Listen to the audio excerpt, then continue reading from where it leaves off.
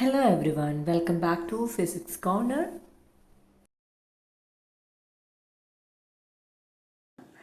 നമ്മളിപ്പോൾ ഡിസ്കസ് ചെയ്തുകൊണ്ടിരിക്കുന്നത് മാത്തമാറ്റിക്കൽ ഫിസിക്സിലെ vector algebra and vector calculus എന്നുള്ള ആ ഇമ്പോർട്ടൻ്റ് ഏരിയയാണ്. നമുക്ക് ക്ലാസ്സിലേക്ക് പോവാം.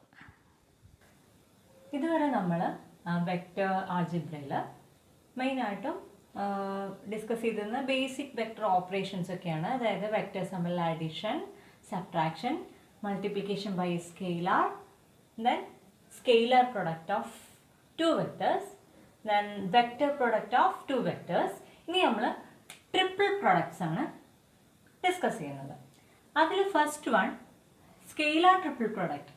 അപ്പോൾ ആ പേരിൽ തന്നെ നമുക്ക് മനസ്സിലാക്കാം, scalar triple product means it's A scalar quantity അല്ലേ. അതായത് ഇപ്പം നമ്മൾ 3 വെക്ടേഴ്സ് എടുക്കുമ്പോൾ എ ബി സി എന്ന് 3 വെക്ടേഴ്സ് എടുത്തു. ആ 3 വെക്ടേഴ്സും തമ്മിലുള്ള ഒരു ഓപ്പറേഷനാണ് നടത്തുന്നത്. ഇവിടെ സ്കെയിലാർ ട്രിപ്പിൾ പ്രൊഡക്റ്റ് എന്ന് പറയുമ്പോൾ ബി ക്രോസ് സി ചെയ്തിട്ട് എ കൊണ്ട് ഡോട്ട് പ്രൊഡക്റ്റ് ചെയ്യുന്നതാണ് ഈ ഓപ്പറേഷൻ എന്ന് പറയുന്നത്. അപ്പോൾ അതിൻ്റെ റിസൾട്ടായി കിട്ടുന്ന quantity it will be A scalar അല്ലേ. ഇനി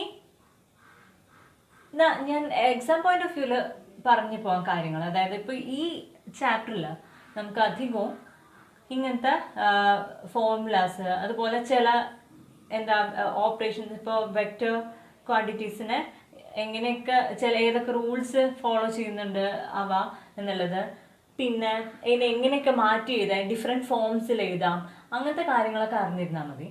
കാരണം ഇതൊന്നും അധികം കോംപ്ലിക്കേറ്റഡ് ആയിട്ട് ചോദിക്കില്ല. ഇങ്ങനെ ബേസിക് ആയിട്ടുള്ള കാര്യങ്ങൾ അറിഞ്ഞിരുന്നാൽ തന്നെ ചെയ്യാൻ പറ്റുന്ന ക്വസ്റ്റ്യൻസേ വരുള്ളൂ. അപ്പോൾ ഇവിടെ നമ്മൾ എ ഡോട്ട് ബി ക്രോസ് സിയുടെ മാഗ്നിറ്റ്യൂഡ് എന്ന് പറഞ്ഞു കഴിഞ്ഞാൽ കിട്ടുന്നത്, അതായത് ആ ഡിറ്റർമിൻ ചെയ്ത കിട്ടുന്നത് volume of A parallel pipe ആയിരിക്കും. അതായത് എന്താ വെച്ചാൽ ഇവിടെ ഇപ്പോൾ എ ബി സി എന്നുള്ള 3 വെക്ടേഴ്സ് ഉണ്ട്. ഇപ്പോൾ ചിത്രം കൺസിഡർ ചെയ്യൂ. ഈ ചിത്രം നോക്കിക്കഴിഞ്ഞാൽ ഇതിൽ vector A, vector B, vector C. ഇതിൽ നമുക്ക് ആദ്യം ഇപ്പോൾ A dot B cross C ചെയ്യുകയാണെങ്കിൽ ആദ്യം നമ്മൾ ബി ക്രോസ് സി ചെയ്യും. ബി ക്രോസ് സി ചെയ്ത് കഴിഞ്ഞാൽ കിട്ടുന്നത് എന്തായിരിക്കും? It will be A vector quantity. അതായത് പക്ഷെ അപ്പം അതിൻ്റെ മാഗ്നിറ്റ്യൂഡ് എടുത്തു കഴിഞ്ഞാൽ, ഈ ബി ക്രോസ് സി എന്ന് പറയുന്ന ആ വെക്ടറിൻ്റെ മാഗ്നിറ്റ്യൂഡ് എടുത്തു കഴിഞ്ഞാൽ it is equal to the area of a parallelogram എന്ന് നമ്മൾ നേരത്തെ പഠിച്ചു ഇല്ലേ, വെക്ടർ പ്രൊഡക്റ്റിൽ പഠിച്ചില്ലേ. അപ്പോൾ നമുക്കറിയാം ഇതിൻ്റെ ബേസ് ആണ് ഈ പാരലോ പൈപ്പ് എന്ന് പറഞ്ഞു കഴിഞ്ഞാൽ ഇങ്ങനെയല്ല ഇതിൻ്റെ ഷേപ്പ്. അപ്പോൾ അതിൻ്റെ ബേസ് ആയിട്ട് വരെ ബി ക്രോസ് സി ആണ്. അതിൻ്റെ മാഗ്നിറ്റ്യൂഡ് എടുത്ത് കഴിഞ്ഞാൽ അതായിരിക്കും പാരലോഗ്രാമിൻ്റെ ഏരിയ. അപ്പോൾ അത് A dot B cross C ചെയ്ത് കഴിഞ്ഞാൽ അതിൻ്റെ മാഗ്നിറ്റ്യൂഡ് എന്ന് പറയുന്നത് എന്ത് വരും? ഈ പാരലോ പൈപ്പിൻ്റെ വോളിയം ആയിരിക്കും. നമുക്ക് ഈ ചിത്രം നോക്കിയാൽ തന്നെ അത് മനസ്സിലാക്കാം. അതായത് ബി ക്രോസ് സി ചെയ്തു. ബി ക്രോസ് സി ചെയ്ത് കഴിഞ്ഞാൽ നമുക്ക് ഈ ബിയുടെയും സിയുടെയും പ്ലെയിന് പെർപെൻഡിക്കുലർ ആയിട്ടുള്ള ഒരു ഡയറക്ഷനിലൊക്കെ ഒരു വെക്ടർ കിട്ടും.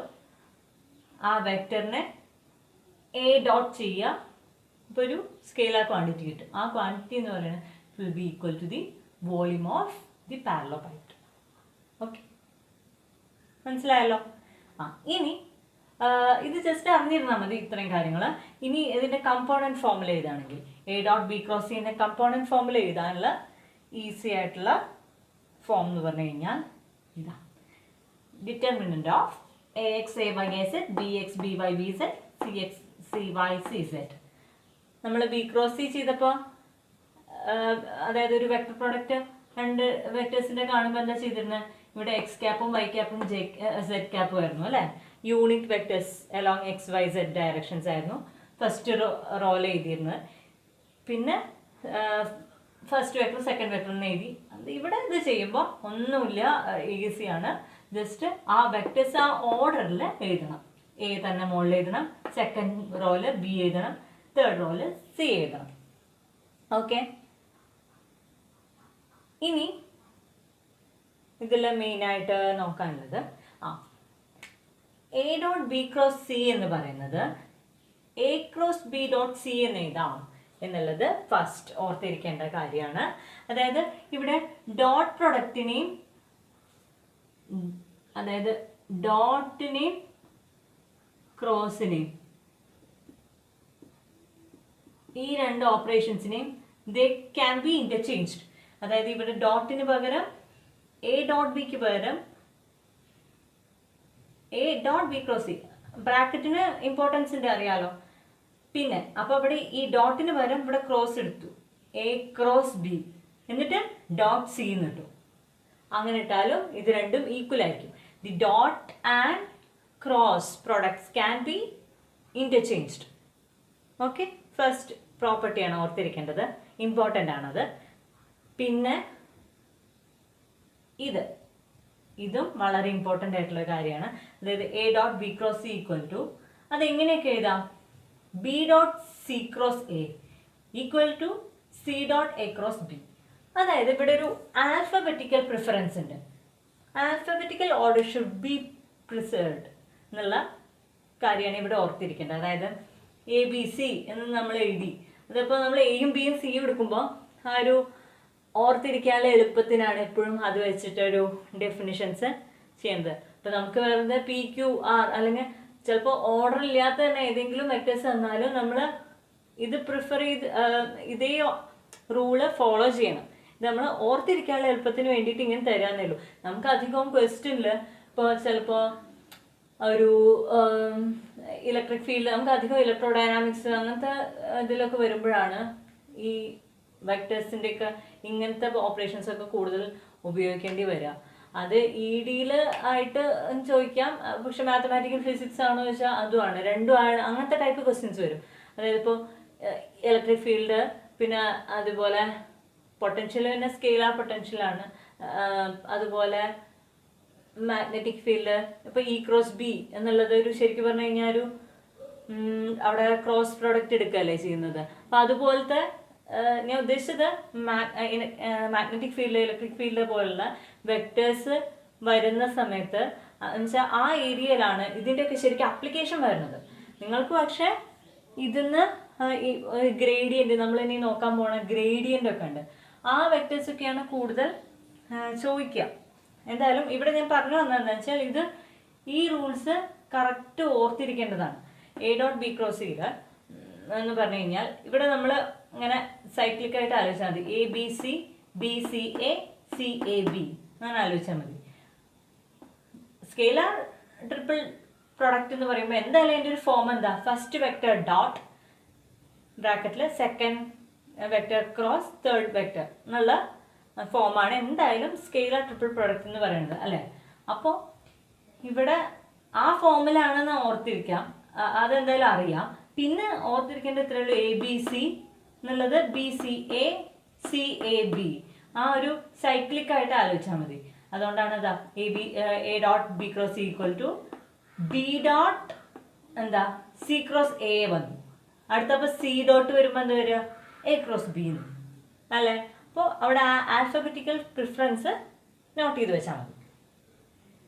ഇനി അതിന്ന് തന്നെ മനസ്സിലാക്കി എടുക്കാവുന്ന ഒരു കാര്യമാണ് നെക്സ്റ്റ് എഴുതിയിരിക്കുന്നത്. കൂടി ഒന്ന് പറഞ്ഞു എന്നേ ഉള്ളൂ. അതായത് എ ഡോട്ട് ബി ക്രോസ് സിക്ക് പകരം സി ക്രോസ് ബി എന്ന് എഴുതാം. അപ്പോൾ നമുക്കറിയാമല്ലോ, ഒരു ബി ക്രോസ് സി എന്ന് പറയുന്നത് സി ക്രോസ് ബി സെയിം അല്ല, ഡയറക്ഷൻ മാറും. B cross C equal to negative of C cross B എന്നല്ലേ നമുക്ക് എഴുതാൻ പറ്റുക. അപ്പം അതുകൊണ്ട് തന്നെ ഇത് മാറിക്കഴിഞ്ഞാൽ സംഭവം മാറി. ഈ വെക്ടറും ടോട്ടലി ഡിഫറെൻ്റ് ആയി.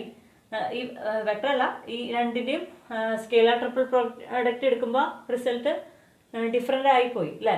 അപ്പോൾ ഇവിടെ സി ക്രോസ് ബി ചെയ്ത് കഴിഞ്ഞാൽ നമ്മൾ ഇതേപോലെ ബി ഡോട്ട് സി ക്രോസ് എക്ക് പകരം എ ക്രോസ് സി ആക്കുക, സി ഡോട്ട് ചെയ്യുമ്പോൾ ബി ക്രോസ് എ ആക്കുക. ജസ്റ്റ് ഈ കാര്യം കൂടി ഓർത്തിരിക്കാം. ക്ലിയർ ആണല്ലോ.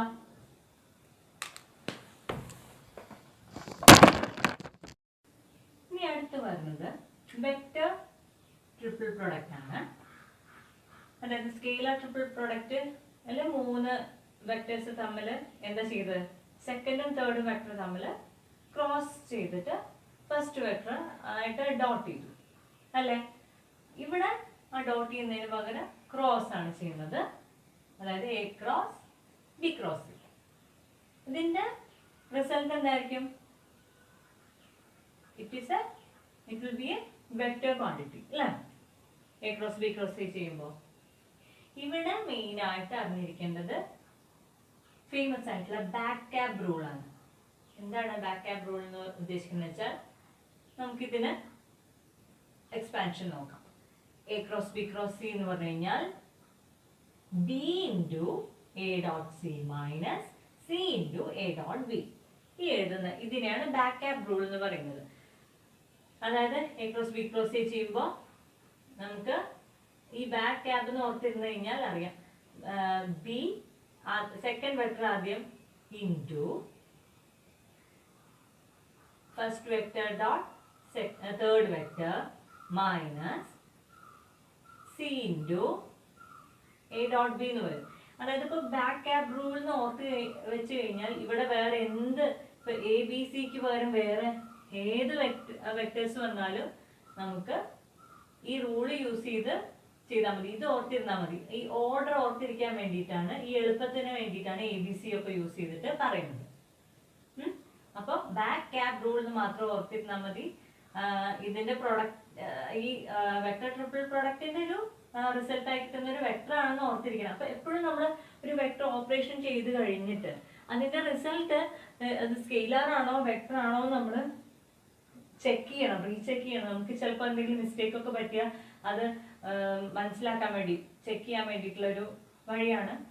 അതായത് ഇപ്പോൾ നമ്മൾ ഇപ്പൊ വെക്ടർ ട്രിപ്പിൾ പ്രോഡക്റ്റ് ആണ് കാണാൻ പറഞ്ഞത്, നമ്മൾ ചെയ്തു വന്ന അവസാനം നമുക്ക് എന്തോ ഒരു ക്വാണ്ടിറ്റി ഒരു സ്കെയിലാറാ കിട്ടി.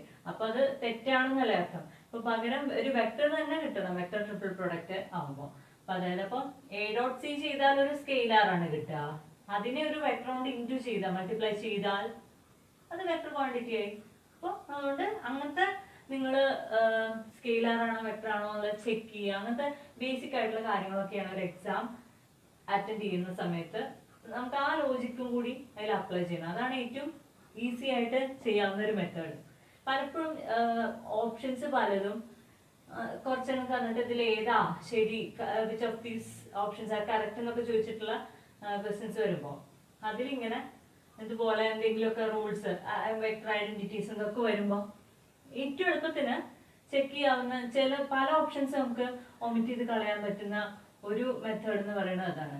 അതായത് ആ ഇക്വേഷന്റെ ലെഫ്റ്റിൽ ചിലപ്പോൾ ഒരു വെക്ടർ ക്വാണ്ടിറ്റി ആവും, റൈറ്റിൽ ചിലപ്പോൾ സ്കെയിലർ ആയിരിക്കും.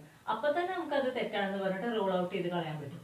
അങ്ങനത്തെ ലോജിക്കും കൂടി അപ്ലൈ ചെയ്യാൻ ഞാൻ ഈ മാത്തമാറ്റിക്കൽ ഫിസിക്സിൽ specially vector algebra, vector calculus ഒക്കെ വരുന്ന സമയത്ത് ആ ഒരു മെത്തേഡ് എന്തായാലും മനസ്സിൽ ഉണ്ടായിരിക്കണം.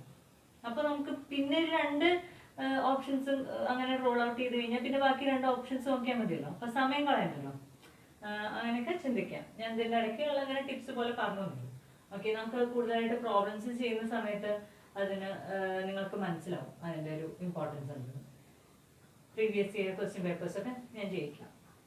അപ്പൊ ഇനി ഇപ്പൊ നമ്മള് 3 വെക്ടേഴ്സ് തമ്മിലുള്ള ഓപ്പറേഷൻസ് ഒക്കെ പറഞ്ഞു, അതുവരെ പറഞ്ഞു.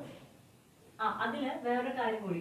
ഇപ്പൊ ഈ പറഞ്ഞ കാര്യത്തിൽ തന്നെ ബ്രാക്കറ്റ് മാറിയ അതിന്റെ ഇത് ഇമ്പോർട്ടൻസ് നല്ലോണ്ട് കേട്ടോ, മനസ്സിലാക്കണം.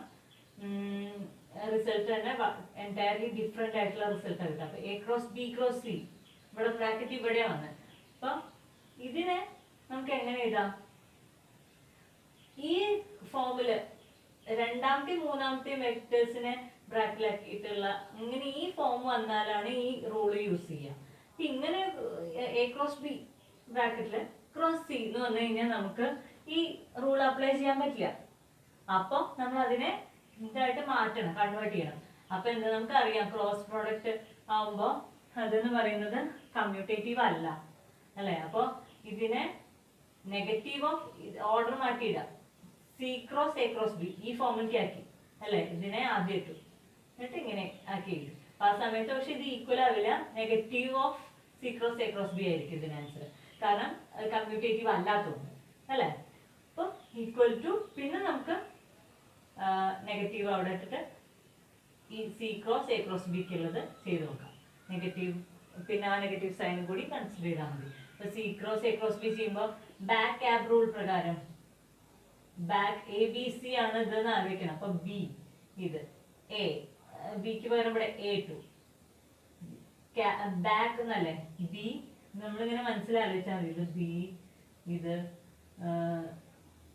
എ ബി സി എന്നുള്ളത് കൺഫ്യൂഷൻ ആവരുത്. അപ്പം ബിക്ക് പകരം ബാക്ക് എഴുതാന്ന് വെച്ചാൽ ബി എ എഴുതി, എക്ക് പകരം സി ഡോട്ട് ബി ആണ് വേണ്ടത്. അതിപ്പോ സി ഡോട്ട് ബി ആയാലും ബി ഡോട്ട് സി ആയാലും അത് കമ്മ്യൂട്ടേറ്റീവ് ആയതുകൊണ്ട് സെയിം ആൻസറാ കിട്ടുക എന്നുള്ളത് പേടിക്കാനില്ല. അതുകൊണ്ട് അങ്ങനെ ആ റൂള് കുഴപ്പമില്ല. പ്ലസ് ഇവിടെ പ്ലസ് ആയത് നെഗറ്റീവ് ഓഫ് നെഗറ്റീവ് വന്നിട്ടാണ് പ്ലസ് ആയത്, B into A dot C. ഇത് നിങ്ങൾ ഇത് വെച്ച് ചെയ്തു നോക്കൂ, എന്നിട്ട് ഡൗട്ട് ഉണ്ടെങ്കിൽ എന്നോട് ചോദിച്ചാൽ മതി. എന്തെങ്കിലും കിട്ടണില്ല, എന്തെങ്കിലും ഡൗട്ട് വരുന്നതാണെങ്കിൽ ചോദിച്ചാൽ മതി. ജസ്റ്റ് ഈ ബാക്ക് ആപ്പ് റൂൾ ഇതിൽ അപ്ലൈ ചെയ്തു എന്ന് മാത്രം. ഓക്കെ, ഈ ഒരു ഫോമിൽ വരുന്നതിന് മാത്രമേ നമുക്ക് ബാക്ക് ആപ്പ് റൂൾ അപ്ലൈ ചെയ്യാൻ പറ്റുള്ളൂ. അപ്പൊ ഇവിടെ ആ ഈ ഫോമിൽ അല്ല എന്നുള്ളതുകൊണ്ട് ആ ഫോമിലേക്ക് ആക്കാൻ വേണ്ടിയിട്ടാണ് നമ്മൾ ഇങ്ങനെ ചെയ്തത്. റെഡിയാണല്ലോ. ഇനി അടുത്തത് 4 വെക്ടേഴ്സ് നമ്മളുടെ ഓപ്പറേഷൻസ് ഉണ്ട്. A cross B dot C cross D അങ്ങനത്തെ എന്താന്നുള്ളതും, അല്ലെങ്കിൽ A cross B cross C cross D അങ്ങനെയൊക്കെ വരുന്ന അതിനൊക്കെ ഇക്വേഷൻസും പ്രൂഫ്സും ഒക്കെ ഉണ്ട്. നമുക്കിവിടെ അത് ആവശ്യമില്ല. ഞാൻ ജസ്റ്റ് പറഞ്ഞേ ഉള്ളൂ. ഇങ്ങനെയും വെക്ടേഴ്സ് നമ്മൾ എത്ര വേണമെങ്കിലും ഇങ്ങനെ ഓപ്പറേഷൻസ് നടക്കാം എന്ന് പറയാൻ വേണ്ടിയിട്ട് ജസ്റ്റ് കാണിച്ചു തന്നേ. ഇത് ടെക്സ്റ്റ് ബുക്കുകളിലൊക്കെ നോക്കിക്കഴിഞ്ഞാൽ അതിലൊക്കെ കിട്ടും. പക്ഷെ നമുക്ക് ക്വസ്റ്റ്യൻസ് അധികം ഈ ഭാഗത്തുനിന്ന് വരാറില്ല. അധികം ട്രിപ്പിൾ പ്രോഡക്റ്റ് വരെ ഉള്ളത് മാത്രമേ അധികം വരാറുള്ളൂ. റെയർലി ചോദിച്ചിട്ടുണ്ടോ എന്നുള്ളത് നമുക്ക് ക്വസ്റ്റ്യൻ പേപ്പേഴ്സ് ചെക്ക് ചെയ്യുമ്പോൾ നോക്കാം. ഓക്കെ, എന്നിട്ട് അതിനനുസരിച്ച് റെയർലി ചോദിച്ച ആ ടൈപ്പ് മാത്രം നമുക്ക് സോൾവ് ചെയ്യാം. അത്ര വേണം. ഓക്കെ ആണല്ലോ. ഇങ്ങനെ വെക്ടർ ആൾജിബ്രയില് ഇങ്ങനെ ഒരു ഭാഗം കഴിഞ്ഞു.